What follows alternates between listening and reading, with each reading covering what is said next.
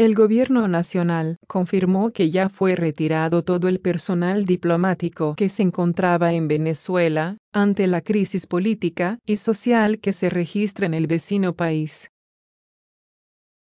El canciller Carlos Olmes Trujillo García manifestó que debe seguir creciendo el apoyo internacional al presidente interino de Venezuela Juan Guaidó y así rodear las medidas que se vienen adoptando para que retorne la democracia a esa nación. El ministro de Relaciones Exteriores advirtió que se aproximan nuevas decisiones políticas en contra de los integrantes del régimen de Nicolás Maduro.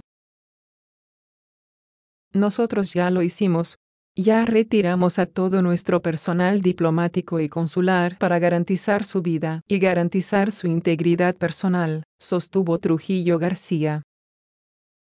En medio de la agenda que adelanta Trujillo en Estados Unidos ante la ONU, precisó que Colombia tomará más sanciones, más acciones políticas y se buscará más reconocimiento y apoyo a Juan Guaidó y a toda la oposición que ha venido trabajando durante años para acabar con la era dictatorial y tiránica de Maduro.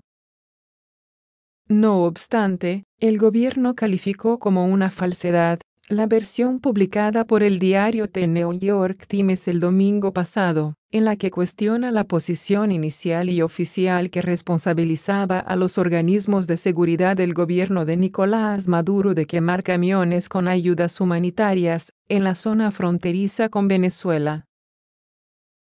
La versión del diario estadounidense señalaba que, al parecer, las autoridades colombianas enviaron imágenes editadas para mostrar círculos alrededor de las fuerzas de seguridad venezolanas arrojando gas lacrimógeno contra los manifestantes, el día en el que un camión fue incinerado en la fallida operación de entrega de ayuda humanitaria a través del puente Francisco